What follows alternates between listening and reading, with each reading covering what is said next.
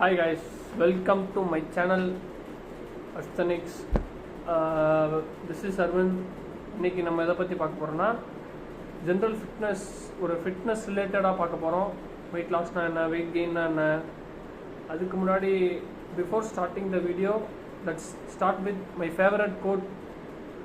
Physical health is more important then mental health. If நீங்கள் ஃபிட்டாக இருந்தால் மட்டும்தான், எந்த ஒரு டிசீஸும் இல்லாமல் ஒரு காமான ஸ்டேட்டில் இருந்தால் மட்டும்தான், ஒரு நல்ல ஒரு ஃபிசிக் வச்சுருந்தா மட்டும்தான், நல்ல ஒரு ஹெல்த்தியான பாடி வச்சுருந்தா மட்டும்தான் உங்களால் எவ்வளோ வேணா அசட்டை க்ரியேட் பண்ண முடியும், எவ்வளோ பெரிய மைண்ட் செட்டை வேணாலும் க்ரியேட் பண்ண முடியும். ஸோ தட் எல்லோரும் ஜிம் போங்கன்னு சொல்ல மாட்டேன், உங்களுக்கு எது பிடிச்சிருக்கோ பண்ணுங்கள். அஸ் வெல் அஸ் ஒரு ஃபிசிக்கல் ஆக்டிவிட்டியை லைஃப் ஸ்டைலாக வச்சுக்கோங்க. உங்கள் லைஃப் ஸ்டைலில் இதை ஆட் பண்ணிக்கோங்க, ஃபிட்டாக இருங்க. ஓகே, வீடியோக்குள்ள போகலாம். இன்றைக்கி நான் எதை பற்றி சொல்ல போகிறேன்னா, ஜென்ரல் ஃபிட்னஸ். தென் உங்கள் ஸ்போர்ட், இப்போ நீங்கள் ஒரு ஸ்போர்ட்ஸ்குள்ளே போகிறீங்கன்னா அதுக்குள்ளே போகலாம், அதுக்குள்ளே நான் இன்டர்வியூ ஆக விரும்பல. இப்போ நீங்கள் ஒரு ஸ்போர்ட்ஸ், நான் இந்த ஸ்போர்ட்குள்ளே போகிறேன்றனா அதுக்கேற்ற மாதிரி கோச்சை பார்த்து அதுக்கேற்ற மாதிரி நீங்கள் போய்க்கலாம். That's your wish. இப்போ நான் ஒரு ஜென்ரல் ஃபிட்டாக இருக்கணும், இப்போ நான் பாடி பில்டர் இருக்கணும், அந்த மாதிரிலாம் இல்லாமல் ஜென்ரல் ஃபிட்னஸ்குள்ளே வரணும். ஒரு நல்ல ஃபிட்டாக இருந்தால் போதும், நல்லா ஓடணும்.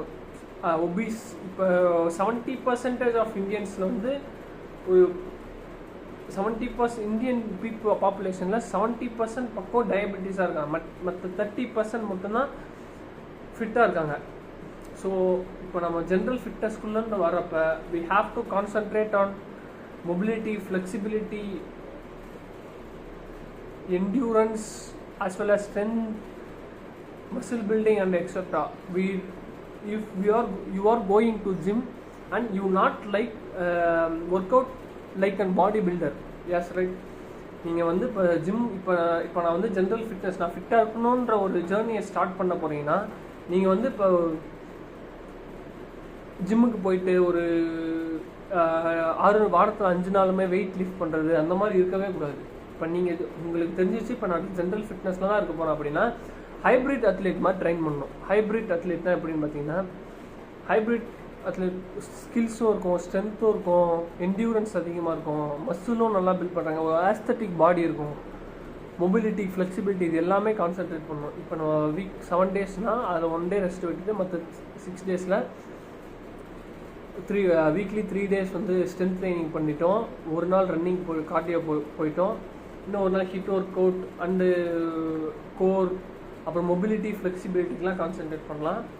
இப்போ நீங்கள் இப்போ ஒபீஸாக இருக்கீங்க ப்ரோ, நான் இப்போ ஒபீஸாக இருக்கேன், இப்போ என்ன பண்ணணும்னு தெரிலன்னு கேட்டிங்கன்னா, இப்போ நீங்கள் வந்து first actually you have to reduce the weight. இப்போ நீங்கள் ஒபீஸில் இருக்கீங்கன்னா அதுலேருந்து இப்போ எப்படிலாம் நம்ம உடம்பு குறைக்கலான்னு பார்க்கணும்.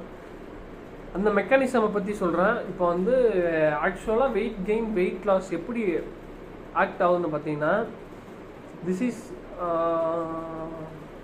இதுதான் உங்கள் பாடி வெயிட்னு வச்சுக்கோங்களேன். இப்போ கலோரி டெஃபிசிட்னு ஒன்று இருக்குது, கலோரி சர்ப்ளஸ்ன்னு இருக்குது. இப்போ நீங்கள் கூகுளில் போயிட்டு கலோரி கால்குலேட்டர்னு போட்டால் வந்துடும், ஹைட்டை வெயிட்டெல்லாம் போட்டு பார்த்தீங்கன்னாவே வந்துடும். இப்போ உங்களோட கலோரி, இப்போ மெயின்டெனன்ஸ் கலோரி வந்து 1500ன்னு வச்சுக்கோங்களேன். இப்போ 1500லேருந்து அதுக்கு மேலே சாப்பிட்டா, 1500 மேலே சாப்பிட்டா உங்களுக்கு வெயிட் கெயின் ஆகும். 1500 கீழே சாப்பிட்டா வெயிட் லாஸ் ஆகும். உங்களுக்கு சிம்பிளாக ஒரு எக்ஸாம்பிளோட சொல்லணுன்னா, இப்போ நான் ஒரு பைக் வச்சுருக்கேன், தேவையான அளவு ஃபியூல் போட்டு தேவையான அளவு ஓட்டுறேன். இஃப் சப்போஸ் இப்போ நான் அதிகமான அளவில் ஃபியூல் போட்டால் அந்த ஃபியூல் எல்லாமே சேமித்து வச்சுக்கும், புரியுதா? சேமித்து வச்சுக்கும். இப்போ அந்த சேமித்து வச்ச இதே இடத்துல அந்த பைக் தான் உங்கள் பாடி, அந்த ஃபியூல் தான் நீங்கள் டெய்லி கன்சியூம் பண்ணுற ஃபுட்ஸ். இப்போ எனர்ஜி லெவல், அந்த கலோரி, இப்போ அந்த கலோரிஸ் டெஃபிஷியன்ட் நீங்கள் வந்து அதிகமாக சர்ப்ளஸ், நீங்கள் அதிகமான அளவு எனர்ஜி இன்டேக் பண்ணும்போது அந்த ஃபியூல் எப்படி ஸ்டோர் பண்ணி வச்சுக்குதோ அதே மாதிரி எனர்ஜி அதிகமாக கன்சியூம் ஆகும்போது உடம்புல அது வந்து ஃபேட்டாக உங்கள் உடம்புல ஸ்டோர் ஆகிடுது. இப்போ இது ஸ்டோர் ஆகிடுது. இப்போ எப்படி அதை குறைக்கலாம், அதோட மெக்கானிசம் எப்படின்னா, ஸ்டோர் ஆகிடுது. அது இப்போ ஒபீஸாக இருக்கவங்க எல்லாருமே கலோரி டெஃபிஷியட்டில் இருந்து நம்ம வெயிட் லாஸ் பண்ணலாம். கலோரி டெஃபிஷியட்டில் எப்படி இருக்க முடியும்னா, நம்ம சாப்பாடு மூலியமாக தான் இருக்க முடியும்னு அவசியம் இல்லை, நம்ம நிறைய ஒர்க் அவுட்ஸ் பண்ணி அந்த கலோரிஸ் பர்ன் பண்ணியும் இருக்கலாம். அது எப்படின்னா, இப்போ when we are moving to calorie calculator. இப்போ உங்களால் இப்போ ஹெல்த்திஃபை மீன்ற ஒரு ஆப் இருக்குது, அதில் நீங்கள் வந்து கால்குலேட் பண்ணி சாப்பிட்டுக்கலாம். நம்மளால் ஒரு பர்சனல் கோச் மூலிமா போனால் வேணால் நம்ம வந்து மைக்ரோ நியூட்ரியன்ஸ்லாம் ஃபோக்கஸ் பண்ணி சாப்பிட முடியும். இப்போ நான் வந்து நானே பண்ண போகிறேன். ஜென்ரல் ஃபிட்னஸ்க்குன்னு வரப்போ நீங்கள் வந்து எதுவும் தனியாக கோச்சிங் அந்த மாதிரிலாம் போகணுன்னு அவசியமே இல்லை. இந்த மாதிரி என் வீடியோஸ் பார்த்து நீங்கள் வெயிட் லாஸ் வெயிட் கெயின் பண்ணிக்கலாம். இல்லைனா இந்த மாதிரி வேறு யூடியூப் சேனல்ஸ் பார்த்தே நீங்கள் யூடியூப்லேயே அவ்வளோ வீடியோஸ் இருக்குது, நீங்கள் அதை பார்த்தே ஈஸியாக ஒரு நாலேஜ் கெயின் பண்ணிக்கலாம். நான் இவ்வளோ நாலேஜ் வந்து யூடியூப் சேனல்ஸ் இன்ஸ்டாகிராம் மூலிமா தான் இவ்வளோ நாலேஜும் கெயின் பண்ணிட்டேன். I have been in fitness field last 2 years. Last 1 இயராக கேலிஸ்தெனிக்ஸ் பண்ணியிருக்கேன். Coming good. Okay, calorie surplus, calorie deficit. இப்போ கலோரி சர்ப்ளஸ்னால் உங்களுக்கு என்ன தெரிஞ்சிச்சு? டெஃபிசிட். கலோரி சர்ப்ளஸ்ன்றது அந்த பைக்கு போட்ட ஃபியூல் தான், அது அப்படியே எனர்ஜியாக ஸ்டோர் ஆகிக்கும். கலோரி டெஃபிசிட்ன்றது எனர்ஜி பத்தாமல் இருக்கிறது தான், ஃபியூல் பத்தாமல் இருக்குது. அதை எப்படி பண்ணலான்னா, ஆஸ் பாசிபிள் நீங்கள் வந்து ஒரு கலோரி இப்போ லீனாக இருக்கீங்கன்னா 200 லீன் பல்க் மாதிரி பண்ணலாம். இல்லை நான் அதிகமாக இருக்கேன்னா நம்ம ஃபுட் மூலியமாகவே நம்ம வெயிட் லாஸ் பண்ணலாம். இப்போ ஃபுட் கன்சியூம் பண்ணியே நம்ம வெயிட் லாஸ் பண்ணலாம். வெயிட் லாஸ் ஆக்சுவலாக எப்படி ஒர்க் ஆகுதுன்னு, நம்ம பாடியில் எப்படி ஒர்க் ஆகுதுன்னு சொல்லிட்டா,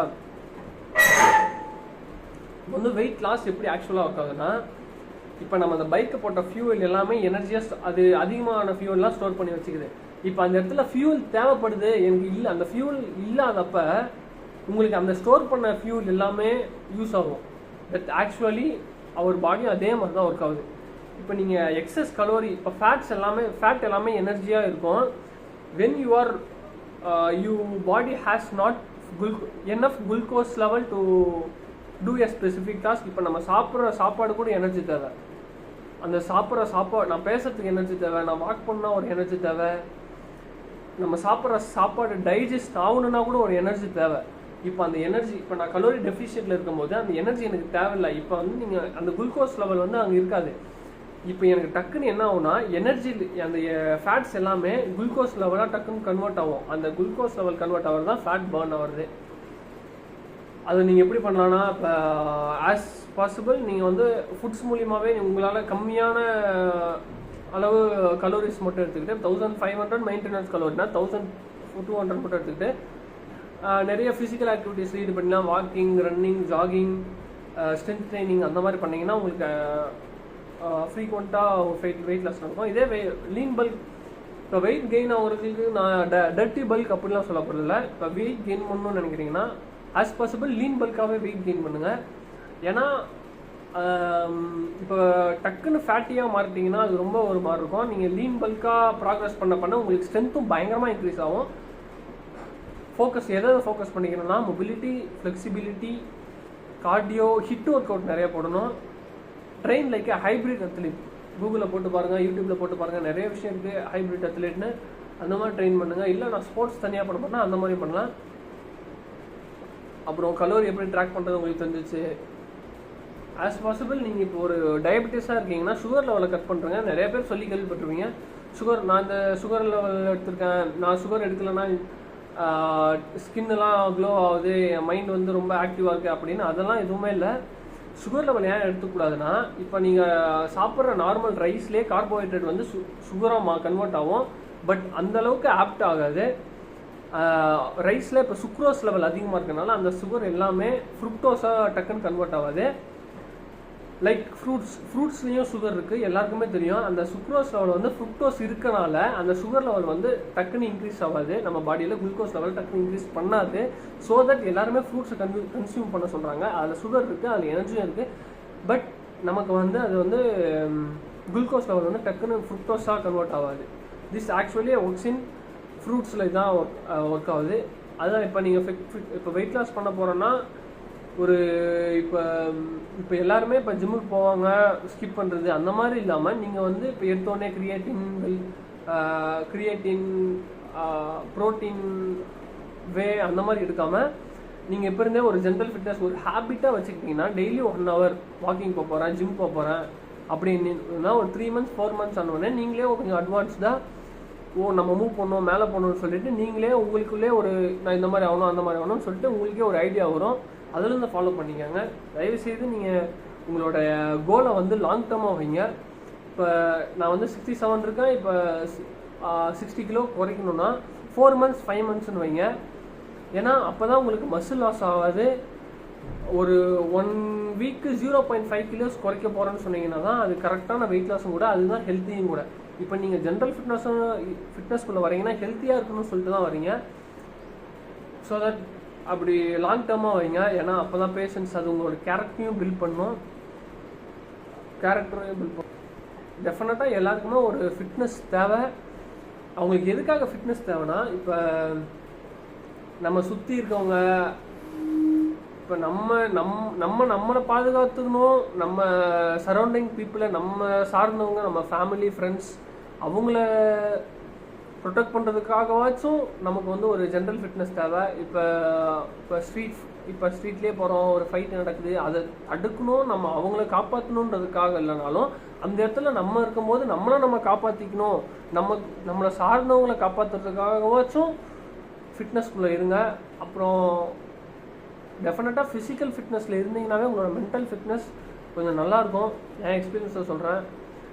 மார்னிங் டிசைட்ஸ் த டே அப்படின்ற மாதிரி டெய்லியும் காலைல ஏஞ்சோடனே ஜிம் போங்க. ஜிம் போகணுன்னு அவசியம் இல்லை. Running, walking or home work out என்ன வேணால் பண்ணலாம். அது உங்களோட லைஃப் ஸ்டைலுக்கு ஏற்ற மாற்றிக்கோங்க. ஃப்ரீக்வெண்ட்டாக நம்மக்கிட்ட நாலேஜ் வந்துகிட்டே இருக்கும். நம்ம எதை பார்த்து நம்ம எடிட் அந்த மாதிரிலாம் எதுவும் பண்ணல.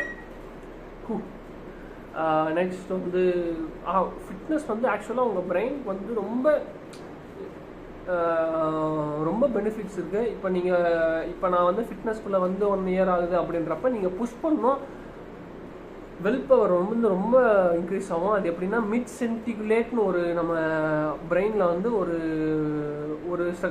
பார்ட் இருக்குது. மிட் சென்டிகுலேட்ன்றது எப்படி ஒர்க் ஆகும்னா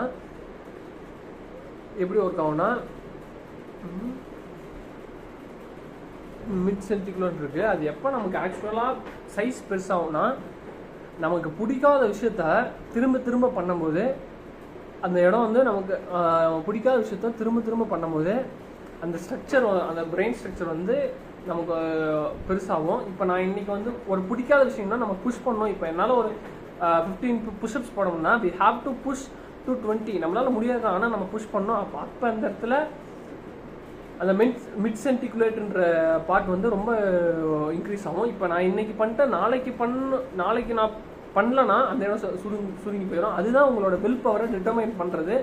அந்த மிட் சென்டிகுலேட் அப்படின்றது தான் உங்களோட கார்டிக்கல் மிட் சென்டிகுலேட்னு நினைக்கிறேன். அதுதான் உங்களோட வில் பவரை ஒர்க் பண்ண வைக்கிறது. இப்போ அதோட சைஸ், இப்போ நாளைக்கு நான் பண்ணலாம், நான் நேற்று புஷ் பண்ணேன், இன்றைக்கி நான் புஷ் பண்ணாமல் தான் அது மறுபடியும் சின்னதாயிரும். நீங்கள் ஃப்ரீக்வெண்ட்டாக அதை புஷ் பண்ணிட்டு நீங்கள் அதை பெருசு பண்ணணுன்னா உங்களுக்கு வில் பவர் அதிகமாகணும். அப்படின்றப்ப நீங்கள் டெஃபினட்டாக ஒரு பிடிக்காத விஷயத்த திரும்ப பண்ணணும். பிடிக்காத விஷயத்த நீங்கள் பண்ணனாவே போதும். பிடிக்கிற விஷயத்த லவ் பண்ணி பண்ணுறது வேறு, பிடிக்காத விஷயத்த பண்ண வேறு. பிடிக்காத விஷயத்த திரும்ப கஷ்டப்பட்டு பண்ணும்போது உங்களுக்கு வில் பவர் அதிகமாகும். That's it. அதுக்கு ஒரு ஜிம் வந்து ஒரு நல்ல பிளேஸாக இருக்கலாம். ஐ ஹோப் ஒரு நல்ல இன்புட் உங்களுக்கு கிடச்சிருக்கும்னு நினைக்கிறேன். Weight loss, weight gain and அப்புறம் ஜென்ரல் ஃபிட்னஸை பற்றி. அடுத்த வீடியோவில் பார்ப்போம். அது வரைக்கும் கரெக்டாக இருந்தால் புரட்டா மெட்ரோ.